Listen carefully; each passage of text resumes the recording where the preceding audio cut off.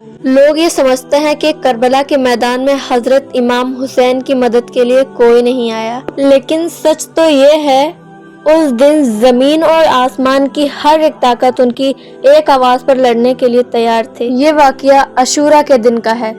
جنات کا بادشاہ ظافر جن اپنے دربار میں تخت پر بیٹھا جشن منا رہا تھا۔ اسے اس بات کی خبر ہی نہیں تھی کہ کربلا میں نبی کے گھرانے پر کیا بیت رہی ہے۔ تبھی اچانک اس کے تخت کے نیچے سے دو جن روتے ہوئے اور ماتم کرتے ہوئے گزرے۔ ظافر نے انہیں روکا اور پوچھا، ارے آج تو خوشی کا دن ہے، تم لوگ کیوں رو رہے ہو؟ ان جنات نے روتے ہوئے کہا، اے بادشاہ، تمہیں خبر نہیں؟ ابھی ہمارا گزر یعنی کربلا کی زمین سے ہوا۔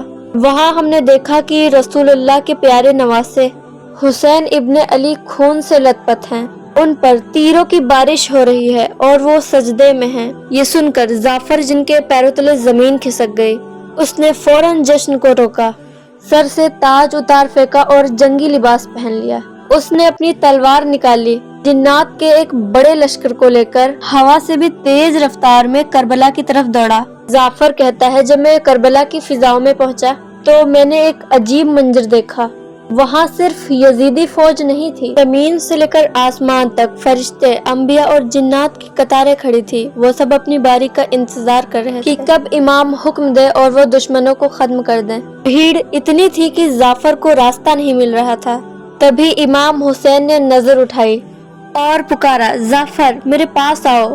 ظافر جن روتے ہوئے امام کے قدموں میں گر گیا اور عرض کیا، آقا میرے پاس جنات کی بہت بڑی فوج ہے، مجھے اجازت دے، میں پلک جھپکتے ہیں ان یزیدیوں کو راکھ کر دوں گا، ان کا نام و نشان مٹا دوں گا۔ لیکن امام حسین نے بڑے ہی سکون سے فرمایا، نہیں ظافر، رک جاؤ، اگر میں چاہوں تو ایک اشارے میں دنیا پلٹ دوں۔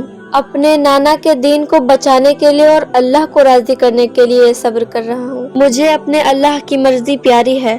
تو دوستو یاد رکھنا، امام حسین کربلا میں بے بس نہیں تھے، کائنات کی ہر ایک طاقت ان کے ہاتھ میں تھی، لیکن انہوں نے تلوار نہیں اٹھائی تاکہ اسلام زندہ رہے۔